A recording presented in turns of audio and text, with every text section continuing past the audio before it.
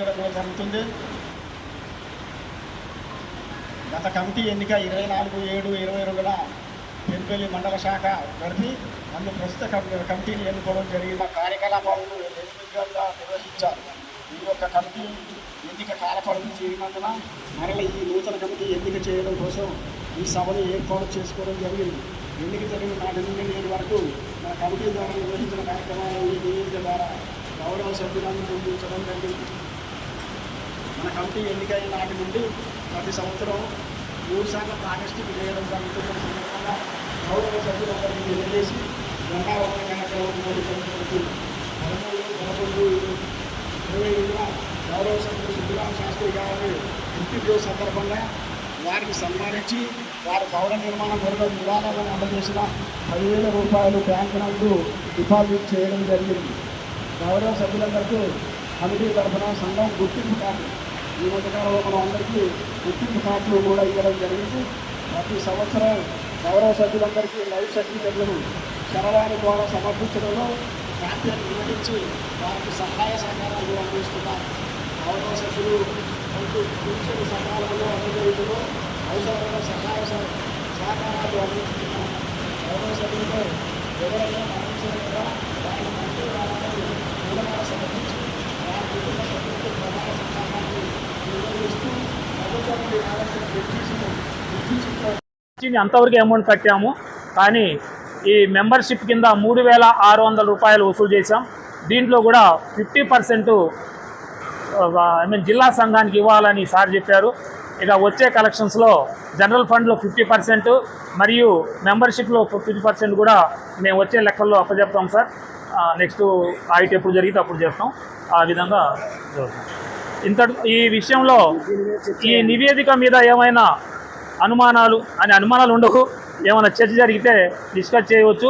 లేకపోతే చప్పట్లు కొట్టినట్టయితే అధ్యక్షులు వాళ్ళు నెక్స్ట్ కార్యక్రమాన్ని స్టార్ట్ చేస్తారు. ఇక్కడ తెలంగాణ ప్రభుత్వ విశ్రాంత ఉద్యోగస్తుల సంఘం తరఫున ఈ రోజున 9/9/25న జిల్లా సంఘ ఆదేశం మేరకు మనం ఈ జనరల్ బాడీ మీటింగ్ పెట్టుకొని ఈ మీటింగ్లో గత ఎన్నిక నుంచి అంటే 22 జూలై 22 నుంచి 31/8/25 వరకు నిర్వహించిన ఖర్చులు ఆదాయాల సంబంధించిన నివేదిక తెలియజేస్తూ అప్పుడు జరిగిన ఈ మధ్యకాలంలో జరిగిన విషయాన్ని చర్చిస్తడానికి ఒక జనరల్ బాడీ మీటింగ్ పెట్టుకోవడం జరిగింది. ఈ జనరల్ బాడీ మీటింగ్తో పాటుగా ఈ రోజున నూతన బాడీని ఎన్నుకోవటానికి కూడా ఎలక్షన్ నిర్వహించడం జరుగుతుంది. ఈ సందర్భంలో మనకి జిల్లా బాడీ నుంచి అధ్యక్షుల వారు కృష్ణయ్య గారు, ప్రధాన కార్యదర్శి సుబ్బయ్య గారు కూడా, తర్వాత సత్తుపల్లి యూనిట్ నుంచి కూడా ఎలక్షన్ ఆఫీసర్గా మన దగ్గరకు వచ్చారు కనుక ఆ ఎలక్షన్ ఆఫీస్ నిర్వహిస్తారు. ఖర్చులు ఏమైనా అవ్వలేదా అని ఎవరైనా మాట్లాడారా? 3 సంవత్సరాలలో మీ ఇళ్ళకి ప్రతి సంవత్సరం వస్తూనే ఉండగా ఖమ్మం మీటింగ్ ఉన్నా కూడా పోయినా కూడా ఇందులో ₹1 ఖర్చు పెట్టలే. మేము ఎవరు పోతే వాళ్ళు సొంతంగానే సలహాకాశం వేసుకొని తిరిగి వస్తున్నాం. ఎందుకంటే ఇప్పుడు అంటే ఆ మాట అంటే మాకు కూడా ఒక తృప్తి ఉంటుంది అన్నమాట. ఎందుకంటే మా డబ్బులు తిరిగి వస్తున్నారే కానీ అది మీకు అర్థం కాలేదు సార్. ఏది ఏమైనా కూడా సరే మీ చక్కని సహకారం మీరు అందిస్తామన్నారు కాబట్టి ఇక ముందు కూడా మీకు ఏ సర్టిఫికేట్ కావాలో ఏ సర్టిఫికేట్ ఉన్నా కూడా మీరు ఆఫీసు కానీ బంజర్ సెంటర్కి రావాల్సిన అవసరం లేదు. ఇంటికాడనే ఉండండి, మా నెంబర్లో ఉండండి, మా నెంబర్లు వేసుకోండి. ఎప్పుడైనా ఏదైనా అవసరం ఉంటే ఆ చాంద్ గారికి కానీ, రాజు గారికి కానీ, నాకు కానీ, ముస్తఫా గారికి కానీ ఏదైనా ఎవరు చేసినా కూడా మేము స్పందిస్తాం. ఏమంటే మీ సమస్య కూడా పరిష్కారం చేయడానికి కూడా సిద్ధంగా ఉన్నాం. ఎందుకంటే అసలే మనం ఇప్పుడు చిన్నపిల్లగాళ్ళ బళ్ళలోకి వస్తే ఏం చేస్తాం మనం, వాడు ఉరుకుతుంటాడు, ఆడి పడుతుంటాడు, అట్లా అలాంటి స్కూల్ మంది ఇప్పుడే. ఎందుకంటే మనం 60 దాటి వాళ్ళు అందరం కదా.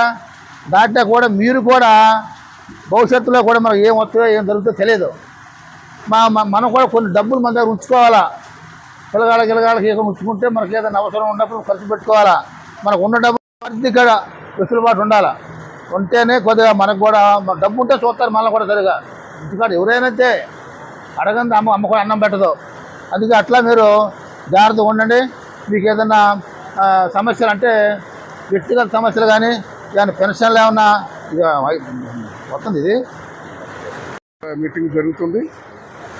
మనం ఎప్పుడు కూడా ఇప్పుడు ఈ మధ్య మీటింగ్కి హాజరు కావటం తగ్గుతూనే ఉంది. ఏ మీటింగ్ అయినా కానీ అలగట్లేదు. ఇంతకుముందు 10 సంవత్సరాల గవర్నమెంట్ని పోయిన పోకళ్ళు, నియంత్రిత పోకళ్ళు, అన్డెమోక్రటిక్గా ప్రవర్తించబట్టి మనం ఎవరికి రిప్రజెంటేషన్ ఇవ్వగా, ప్రజా సంఘాలు పిలవపోగా, యూనియన్లు పట్టించుకోకపోవటం వల్ల మనం ఏ సమస్యను కూడా చెప్పుకునే స్థితి లేకుండా అయిపోయింది. అక్కడి నుంచి మనం ఏదో విధంగా మనకి కొత్త గవర్నమెంట్ వచ్చినట్టయితే, గవర్నమెంట్ మారినట్టయితే ఇంతకంటే బాగా ఉంటుంది పరిస్థితి అని మనం చాలా ఆశపడి గెలిపించుకున్నాం. కానీ అంతకంటే దరిద్రంగా ఉన్న పరిస్థితి ఇప్పుడు వరుసన 5 డిఏలు పెండింగు, పిఆర్సీని ఇవ్వట్లేదు, హెల్త్ కార్డులు ఇవ్వట్లేదు. కొత్తగా అప్పుడెప్పుడో ఇచ్చారు, వాటి రూపాయి కూడా ఇట్లా హెల్త్ కార్డులు ఉపయోగం లేకుండా అయిపోయినాయి. అన్ని రకాలుగా ఏ సమస్యను కూడా ఈ గవర్నమెంట్ స్పందించట్లేదు. కనీసం మాట్లాడటానికి కూడా రిప్రజెంటేషన్ కూడా ఇచ్చినా కానీ పట్టించుకోవట్లేదు. ఉద్యోగ సంఘాలతోటి మీటింగులు ఎప్పుడన్నా ఒకసారి పెట్టినా ఒక కమిటీని వేయటం, ఆఫీసర్స్ కమిటీ, ఐఏఎస్ ఆఫీసర్ కమిటీని వేయటం, వాళ్ళు ఏదో చర్చించినట్టు నటించటం, తొందరగా అయిపోయింది అంటారు. డబ్బులు ఇచ్చేగా, డబ్బులు ఇవ్వట్లేదు, డబ్బులు అసలే ఇవ్వట్లేదు. మరి ఈ పరిస్థితి అన్నా 2 ఏళ్ళు అవుతుంది గవర్నమెంట్ వచ్చి, ఇప్పటివరకు ఏ దిక్కు లేని పరిస్థితులు మనం అయిపోయినాం. ఏమైనా సరే మన ఉద్యమాలు చేయకపోతే మనకి ₹1 కూడా సాధించుకునే పరిస్థితి లేదు. ఎప్పుడో మనం 5-6 ఏళ్ల కింద మనం ఉద్యమాలు చేసినప్పుడు బాగానే చేసాం. కానీ ఈ మధ్యకాలంలో మన దగ్గర కూడా ఏదన్నా ఉద్యమం చేద్దామంటే ఎవడు వచ్చేటట్టు లేకుండా అయిపోయారు.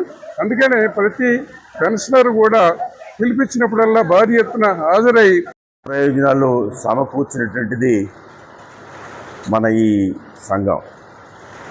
ఇటీవల కొన్ని సంఘాలు కొత్తగా పుట్టుకొస్తూ ఉన్నాయి. అందుకని ఇటువంటి సందర్భాల్లో మనం అప్రమత్తంగా ఉండాల్సిన అవసరం ఉంది. మనకు సేవ చేస్తుంది ఎవరు, మన సమస్యల సాధన కొరకు పనిచేస్తుంది ఎవరు అనే విచక్షణతో మీరు వ్యవహరించి అటువంటి సంఘాలను తిరస్కరించాలి అని చెప్పేసి ప్రత్యేకంగా ఈ సందర్భంగా మీకు నేను విజ్ఞప్తి చేస్తూ ఉన్నాను. అయితే ఉన్నాయి మన సమస్యలు. గత ప్రభుత్వంలో సమస్యల పరిష్కారం కాక అనేక ఇబ్బందులు పడ్డాము. మన ఆర్థిక ప్రయోజనాలు సక్రమంగా రాక కూడా ఇబ్బందులు పడేటువంటి పరిస్థితి ఉన్నది. కనీసం ప్రభుత్వం మారితే కొంతవరకైనా మనకు మేలు జరుగుద్దని చెప్పేసి మనం ఆశించి ఈ మార్పుని మనం ఆహ్వానించి ఆ రకంగా మార్పుకు అనుగుణంగా మనం పనిచేసాము. మార్పు జరిగింది.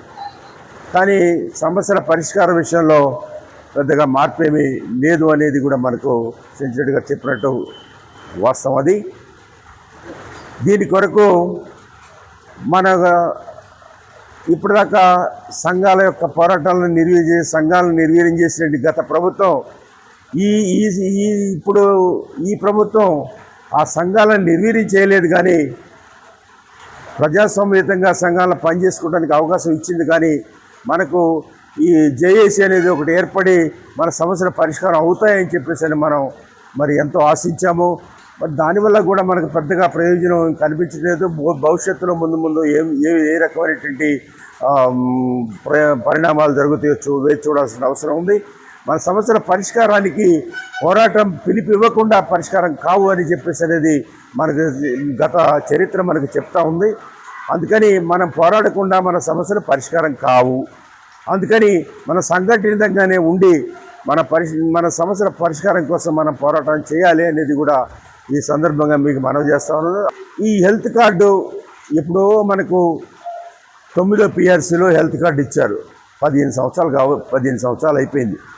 15 సంవత్సరాలు కానీ ఆ హెల్త్ కార్డు యొక్క ఉపయోగం లేకుండా ఇంతవరకు అది సక్రమమైన పద్ధతుల్లో ప్రభుత్వం దాన్ని ఇంప్లిమెంట్ చేయని పరిస్థితి. ఊరికే కార్డు ఇచ్చింది, ఆ కార్డు తీసుకొని వెళ్తే ఎవడు ఏ హాస్పిటల్లో ఎవరు దాన్ని ఆనర్ చేయటం లేదు.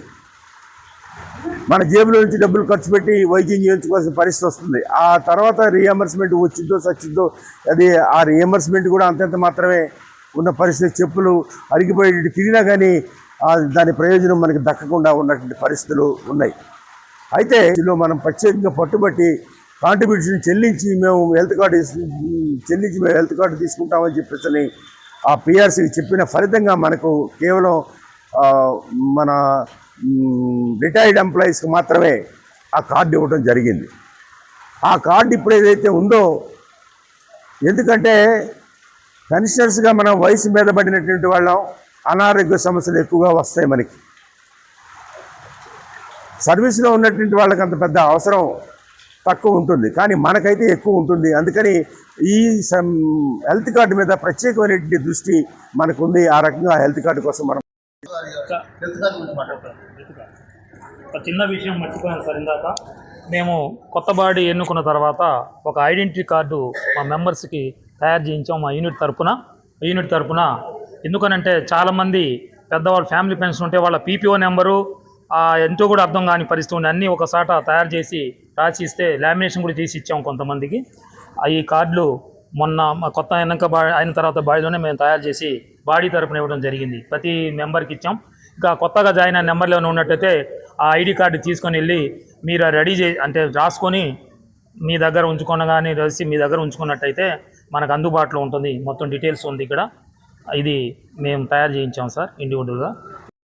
ఇది సార్ ఇది ఇచ్చాము, చాలామంది కొంతమందికి ఇచ్చాము. దీని మీద స్టాంప్ కూడా వేయాలి సార్. స్టాంప్ కూడా వేయాలి ఇక్కడ సంతకం పెట్టిన దగ్గర కూడా వేస్తే అది కదా ఆథెంటిక్గా మీరు ఎక్కడికి పోయినా కానీ ఈ ఐడి కార్డు ఈ బస్సులో ఉపయోగపడితే, ట్రైన్లో ఉపయోగపడితే, ఇది సెక్రటేరియట్లో కూడా ఎంట్రీకి కూడా ఉపయోగపడిన పరిస్థితులు కూడా ఉన్నాయి. అందుకని దీని యొక్క ఉపయోగం ఉంది కనుక అందరికీ అందజేస్తారు. మీరు తీసుకోండి. Thank you sir. పని వచ్చినా కానీ సత్పల్లి పోవాలి. తర్వాత ప్రతి సంవత్సరం మనం లైఫ్ సర్టిఫికేట్ ఇవ్వాలి. గతంలో ఏంటంటే కాగితం మీద ఇచ్చేది. ఈ సెల్ ఫోన్లు మీ సేవలు వచ్చిన తర్వాత మనం సెల్ ఫోన్ నుంచి, మీ సేవ నుంచి, ఇక యాప్ నుంచి ఇది చేస్తున్నాం. ఈ సంవత్సరం ప్రత్యేకంగా 70 సంవత్సరాలు నిండిన వాళ్ళు ఎస్టీ ఆఫీస్కి అటెండ్ కావాలని ముందు పెట్టారు. దాని మీద డీడీ గారిని గట్టిగా అడిగితే మరి కాదులే కానీ వాట్సాప్ ద్వారా మాట్లాడమని మళ్ళీ మార్చారు. ఇంకా రాబోయే కాలంలో ఇంకెన్ని పెడతారో తెలియదు. రోజుకు ఒక రకంగా, సంవత్సరానికి ఒక రకంగా చేస్తున్నారు. కాబట్టి మీ కార్యవర్గానికి పని బాగా ఉంటుంది. చిన్న పనికైనా సత్పల్లి పోవాలి. మరి మీ దగ్గరకు వస్తున్నారు. మీ అధ్యక్షులు వారు చెప్పిన దాన్ని బట్టి ఇంటింటి తిరిగి మేమే చేస్తున్నామండి మా సొంత ఖర్చులతోని. ఇది చాలా గొప్ప విషయం. ఇంకొక విషయం కూడా చెప్పారు మీ కార్యదర్శి గారి నివేదికలో. మరి స్థలం సంపాదించారు. దాంట్లో చిన్న 2 రూమ్లు వేసుకుంటే 40,000 రెంట్ అని పెట్టారు. మీరు కొంత వేసుకుంటే మా చేతాని కాడికి మేము కూడా జిల్లా నుంచి వచ్చి మేము కూడా సహకారం చేస్తాం. మరి ఈ సభాముఖంగా మీరు బిల్డింగ్ మొదలు పెడితే నా సొంతంగా నేను ఒక 10,000 ఇస్తాను. మీరు మొదలు పెట్టి కాబట్టి మీలో కూడా ఇన్స్పిరేషన్ రావాలి. తర్వాత వీలైతే ఇక్కడ లోకల్ ఎమ్మెల్యే గారిని కూడా కలుద్దాం ఒకసారి. ఇంకా రాజకీయ నాయకులు ఎవరైనా సహాయం చేసేవాళ్ళు ఉంటే కలుద్దాం. కానీ బిల్డింగ్ అయితే అవసరం. మనకి సమస్యలు రాను పెరుగుతున్నాయి. మన జిల్లా అధ్యక్షులు వారు చెప్పారు. మొదట మనం పోరాటాలు చేసి సంపాదించుకున్నాం. 2004లో పెన్షన్లు విడగొట్టిండ్రు. ఏది కాంట్రిబ్యూటివ్ పెన్షన్ అని, మామూలు పెన్షన్ అని. అప్పుడు ఆ సిపిఎస్ కింద వచ్చిన వాళ్ళు ఏళ్ల మీద లెక్క పెట్టి ఉండేవాళ్ళు చేపట్టి ఉద్యమాలు చేయలే. కానీ వాళ్ళు కూడా ఇప్పుడు సంఖ్య పెరిగింది. దాదాపు మనంత సంఖ్య వచ్చింది. వాళ్ళు 1వ తారీఖు నాడు ధర్నా చేసిండ్రు హైదరాబాద్లో. ఆ ధర్నాకి జిల్లా హెడ్ క్వార్టర్స్లో ధర్నా చేసి హైదరాబాద్ పోయిండ్రు. వాళ్ళు మన్ని కూడా సహకారం అడిగారు.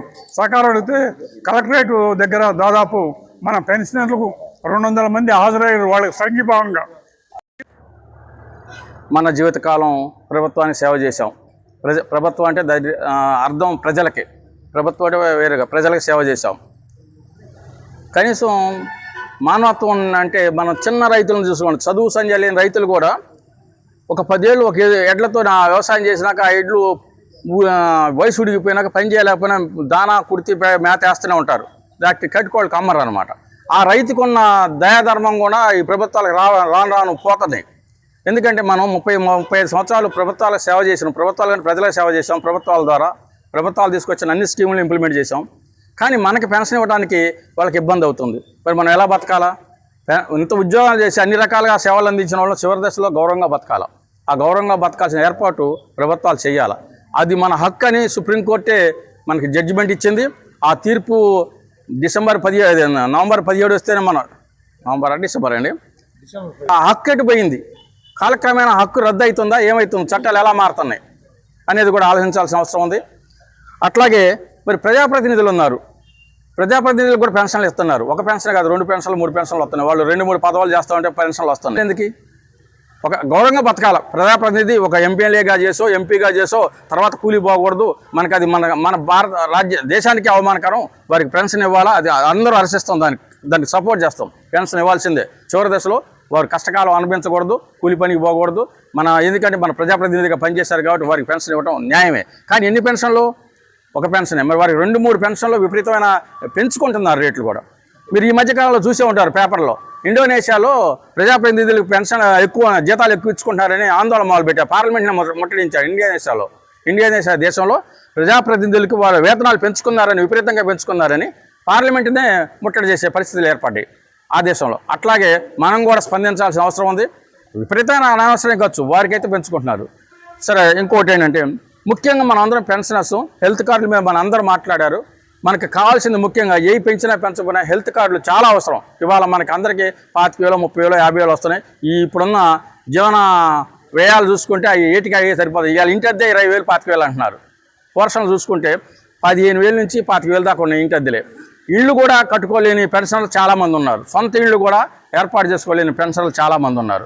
మరి ఈ అధిక ధరలలో మరి పెన్షనరు తన హెల్త్కి పెట్టుకోవాలంటే నిన్న చూసాం, మేము కూడా ఆశించాం ఏం జరిగిద్దా అని. 8వ తారీఖు చర్చలు ఉన్నాయని అందరూ ఆశించాం. ఏం చర్చలు, ఏం జరిగినాయి? అధికారులను పిలిచారు, మాట్లాడారు. పక్క రాష్ట్రాల్లో ఎట్లా ఇస్తున్నారు అబ్జర్వ్ చేయమన్నారు, విధి విధానాలు రూపొందించమన్నారు. ఎప్పుడు రూపొందిస్తారు వాళ్ళు? ఎప్పుడు మిగతా రాష్ట్రాలలో హెల్త్ స్కీములు ఎట్లా ఇంప్లిమెంట్ చేస్తున్నారు, లేకపోతే మనకి ప్రైవేట్ ఇన్సూరెన్స్లు ఉన్నాయి, హెల్త్ ఇన్సూరెన్స్లు ఉన్నాయి, వాటిని కూడా అధ్యయనం చేయమన్నారు. ఈ జరిగేది ఎప్పుడు? కాలయాపన తప్ప. ప్రభుత్వాలకు చిత్తశుద్ధి లేదు. ప్రభుత్వాలకి మనం భారంగా వాళ్ళు భావించుకుంటున్నారు. వాళ్ళు మన పెన్షనర్స్నే కానీ ప్రతి సభ్యుడు కూడా పాస్ చేసి ఇప్పుడు కొత్త బాడీ తయారవుతుంది. కొత్త బాడీలు వాళ్ళు కూడా ప్రతి నెలకు కాకపోయినా కనీసం వారానికి ఒకసారి ఆఫీస్కి వచ్చి ఏదో మంచి చెడ్డలు మాట్లాడుకొని కనీసం బిస్కెట్ తిరిగి టీ లాగానే కాసేపు కూర్చొని పోతూ ఉంటే ఈ బాడీ కూడా ఒకప్పుడు కలుసుకుంటూ ఉంటాం. ఏదైనా ఇవి వస్తున్నా రావట్లేదు పోతున్నా అని చెప్తున్నారు తప్ప ఇక నుంచి కొత్త బాడీ వచ్చింది. యువకులు పాత వాళ్ళు కానీ మేము మాత్రం కదా ఏది వచ్చింది కాబట్టి ఎట్లో ఒకటి ఇప్పటిదాకా మంచిగా లాగిచ్చాం. ఇప్పుడున్న బాడీ కూడా వారానికి ఒకసారి 2 సార్లు ఆఫీస్కి వచ్చి ఏదో ఒకటి మంచి చెడ్డ మాట్లాడుకొని బిస్కెట్లు తాగి టీ తాగి చెప్పుకుంటూ మంచి చెడ్డ మాట్లాడుకుంటూ జనరల్ ఫండ్ కానీ ఏ ఫండ్లు వసూలు చేసి ఇప్పటి వరకు మేము దాదాపు చిన్న బాడీ అయినప్పటికీ దాదాపు 39,000 జనరల్ ఫండ్ ఇచ్చాము. ఈ సంవత్సరం 39,000 జనరల్ ఫండ్ ఇచ్చాము సార్. మేము ఎక్కువ ఇచ్చాము చిన్న బాడీ, చిన్న సంఘంలో. ఇక నుంచి కూడా రాఘవరెడ్డి గారు మేము ఉన్నప్పుడు ఏం చేసామంటే ఏదో ఒక చోటు ఉండాలి మనకు, ఒక బిల్డింగ్ కట్టుకోవాలనే ఉద్దేశంతోనే చిన్నగా లైన్ చేస్తే నేను రాఘవరెడ్డి గారు ప్లాన్ చేసి ఒక చోటు ఏదో మాట్లాడితే ఎంప్లాయీస్ కాలనీ కొనుక్కుందామంటే దాదాపు 15 లక్షలు కొంటాం. అట్లా కొందామంటే మన దగ్గర బడ్జెట్ లేదు. ఏదో ఒకటి తోమ పొలం వేసుకొని తక్కువ ఉన్న కాడ కొందామంటే ఉండాలతోటి మీరు అడగటంలోనే పేద కొంత మీకు 500 ఇవ్వండి, 500 ఏంటండి? 70,000, 80,000, 90,000, లక్ష తీసుకుంటున్నారు పెన్షన్లో. మినిమం 5,000 ఇచ్చారు మాకు మొత్తం. అదేనండి, మేము కేవలం మా యూనిట్ అంతా తిరిగితే 5 నుంచి 25,000 వరకు ఇచ్చారు పెన్షనర్లు సందాలు. సుమారు 15 లక్షలు మేము సందాలు పోగు చేసి ఇంకో 15 లక్షలు పొంగులేటి శ్రీనివాసరెడ్డి గారు 2 లక్షలు ఇచ్చారు. జాగ్ కొనుక్కోవడానికి డబ్బులు ఇవ్వటం 2 లక్షలు ఇచ్చాడు. ఎమ్మెల్యే గారు చంద్ర గారు 3 లక్షలు ఇచ్చాడు. రేణుకా చౌదరి గారు 10 లక్షలు ఇచ్చాడు. పొంగులేటి సుధాకర్ రెడ్డి ఆయన 2.5 లక్షలు ఇచ్చాడు. దీనంతా కట్టి మేము 2 కుంటాలు జాగ్ కొని క్యాష్ పెట్టి కొనేసి 4 లక్షలు పెట్టి జాగ్ కొన్నాం. 2 అంతస్తుల బిల్డింగ్ కట్టాం. అంటే కృషి చేయటంతో పాటు 500 ఏంటి 100 ఇటానే కాదు, 5 నుంచి పైన 5,000 నుంచి పైన అడగండి మీరు చందాలు కూడా. అట్లయితే మదర్ అని ఎందుకన్నారంటే ఒకటే కారణం, చనిపోయేటువంటి మరణ రోగులను తీసుకొచ్చి ఆ బొంబాయి కలకత్తా నగరాలలో చెత్త కుప్ప వేసేటువంటి బళ్ళు వస్తాయి, పంచాయతీ వాళ్ళు వేసే బళ్ళు. ఆ చచ్చిపోయిన ఇట్లా ఇట్లా ఇట్లా ఊపిపెట్టి గిరాటేస్తారనమాట. అందులో వేసి వాడిని తీసుకెళ్ళి ఎక్కడో పెంటకపుర పడేస్తారు ఆ చివర. అలాంటి వాళ్ళని ఇక చచ్చిపోతున్నాడు ఇతను అంటే దిక్కులేని చావు చచ్చిపోతున్నానేమో నేను అని అనుకోకుండా వాళ్ళని తీసుకొచ్చి వాళ్ళకి స్నానం చేయించి మంచి బట్టలు వేసి, ఏమండి మరి నాకు కూడా ఒక తల్లి ఉంది, ఆ తల్లి సమక్షంలో చనిపోతున్నాను అనే ధైర్యాన్ని నింపింది కనుక ఆమెను ప్రపంచానికే తల్లిని చేశారు. ఈ ఇంటికెళ్ళి పరామర్శించడం అనేటువంటిది చాలా ఉత్కృష్టమైనటువంటి విషయం. సేవ అంటే సావే, సేవ అంటే పెత్తనం కాదు, పెత్తనం సావు కాదు. కాబట్టి సేవ చేయాలనుకున్న మనం వచ్చాం. ఎందుకంటే ముఖ్యంగా పెన్షనర్స్ కాబట్టి ఇక్కడ ఉన్న వాళ్ళందరూ సేవ కోరుకుంటారు, అధికారం కోరుకోరు, దయ కోరుకుంటారు, ప్రేమ కోరుకుంటారు. ఒక ఆసరా మాకు ఉన్నారు ఇక్కడ పెనుబెల్లి మండలంలో.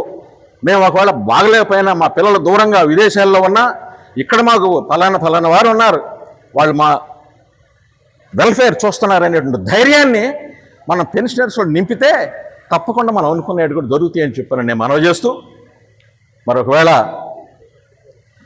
నేను ఈ మండలంలో ఇక్కడ సభ్యుడిని అయితే దాన్ని ధృవీకరించి నా దగ్గర కూడా మరి జనరల్ ఫండ్ తీసుకోవాల్సిందిగా మనవి చేస్తూ ముగిస్తున్నాను. Thank you. విషయాలు చెప్తూనే ఉంటారండి. చాంద్ గారు ప్రతి విషయంలో కూడా అన్నీ చెప్పటం చేయటం అన్నీ జరుగుతూనే ఉంటాయండి.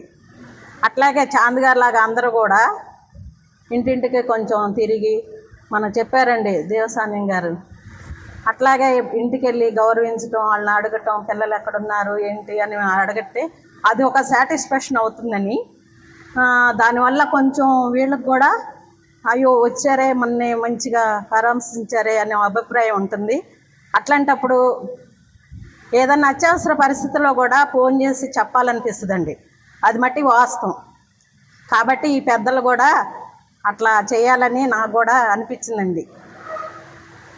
ఈ ఆర్థిక పరిస్థితి అంటున్నారు, మన పెనుబెల్లి మండలమే రిచ్ కాబట్టి మన పెనుబెల్లి మండలం ఎంత ఆర్థికంగా ఉందంటే మనకు ఒక భవనం లేదంటే సిగ్గుచేటుగా అనిపిస్తుందండి. కానీ అన్నిట్లో కూడా ముందంజ ఉందండి మన పెనుబెల్లి మండలం అంటే ఖమ్మం డిస్టిక్లోనే పేరు. అట్లాంటిది ఈ భవన విషయంలో ఎందుకు వెనకబడుతుంది అనేది నేను ఇప్పుడు ఆలోచిస్తున్నానండి ఎంతమంది చెప్పిన తర్వాత. కాబట్టి మనంటారో అట్లాగే మనం కూడా ఎంతో కొంత కృషి చేసి భవనం కావాలి, మన పెనుబెల్లి మండలంలో రిటైర్మెంట్ వాళ్ళకి ఒక భవనం ఉండాలి అనే స్ఫూర్తి రావాలండి అందరికీ. అట్లాంటి స్ఫూర్తి వచ్చినప్పుడే మనం కట్టగలుగుతాం. ఎవరి దగ్గరైనా మనం వెళ్ళి పెద్దలని, ఇప్పుడు ఎమ్మెల్యే గారు, ఎంపీ గారు వీళ్ళందరూ ఉన్నారు కదా, ఆ సహకారం కూడా మనందరం పోయి వెళ్ళి మాకు ఇట్లా లేదు అని చెప్పి అడిగే పరిస్థితి వస్తే మనకి బిల్డింగు పూర్తయిద్దని మనందరి సహకారం ఉండాలి. ఈ అధ్యక్షుల వారికి కానీ ఈ సెక్రటరీలకు కానీ అందరికీ మనం కొద్దిగా హెల్పింగ్ ఇవ్వాలండి. మనం ఇంట్లో ఉంటే ఇది అవదని నా మనవండి. కాలంలో పురాతన కాలంలో రిటైర్డ్ అయినాం కాబట్టి మనకు ఆ పెన్షన్ అవకాశాలు కొద్ది గొప్ప ఉన్నాయి. అవి ఇవ్వటానికి కూడా ఇప్పుడు గవర్నమెంట్లు ఏమాత్రం సుముఖంగా లేవు. ఫారెన్ దేశాలలో ఏ విధంగా అయితే ఉందో నువ్వు రిటైర్మెంట్ అయ్యే రోజుకి ఏ విధంగా వెళ్ళిపోతున్నావో ఆ విధంగా వెళ్ళిపోవాలి. మనం ఒక వ్యవసాయ క్షేత్రంలో కూలోని పిలిస్తే 500 రూపాయలు ఇచ్చి సాయంత్రం ఎట్లా ఇంటికి పంపిస్తున్నామో అదేవిధంగా ఉద్యోగస్తులు కూడా వెళ్ళిపోవాలంటున్నారు. కానీ ఈ చట్టం చేసేటటువంటి మన ద్వారా చాకరీ చేయించేటటువంటి మన ద్వారా ఎన్నికైనటువంటి ప్రజాప్రతినిధులు మనుషుల్ని మనుషులుగా చూడాల. వాడు రాష్ట్రమోడా, జిల్లావాడా, కేంద్రంవాడా కాదు, ఒక అహంకారపూరితమైనటువంటి నిర్ణయాలు తీసుకుంటున్నారు. ఈ నిర్ణయాలు ఇది ప్రజాస్వామ్యబద్ధంగా చదువుకుంటున్న మన బిడ్డలు రానున్న రోజులలో ఇంతకంటే ఘోరమైనటువంటి పరిస్థితులు అనుభవిస్తారు. పెన్షన్ 35-40 సంవత్సరాలు చేసినటువంటి వాళ్ళకి ఇవ్వడానికే ఇబ్బంది. హ్యాపీగా ఉంది. ఖమ్మం నుంచి ఇక్కడ అందరు కలుస్తారని కూడా నేను ఇవాళ వచ్చాను. మీరందరూ ఇట్లా కార్యక్రమం చేసి మరి ఇంత ఎక్కువ మంది రిటైర్డ్ అయిన వాళ్ళు గ్యాదర్ అవ్వటం అనేది ఇది ఒక చైతన్యమైనటువంటి మండలం కాబట్టి ఇక్కడ గ్యాదర్ అవ్వడం జరిగింది. మిగతా చోట్ల ఇంత మంది గ్యాదర్ అవ్వటం లేదు. ఇక్కడ కొద్దిగా చైతన్యంగా ఉంటారు అందరూ కూడా. మనం అయితే దానికి లీడర్షిప్ చేసే వాళ్ళని బట్టి ఉంటుంది. అది వాళ్ళు ఆర్గనైజేషన్ అందరితో మోటివేట్ చేసి అందరిని గ్యాదర్ చేశారు కాబట్టి చక్కగా ఉంది. మరి ఇక్కడ చేసేటువంటి మన సొసైటీకి రిటైర్డ్ సంఘం సొసైటీకి చేసేటువంటి ఏదైనా ఉంటే నా వంతు కూడా నేను ఏదో సాయం చేస్తానని తెలియజేస్తూ ఈ అవకాశం ఇచ్చిన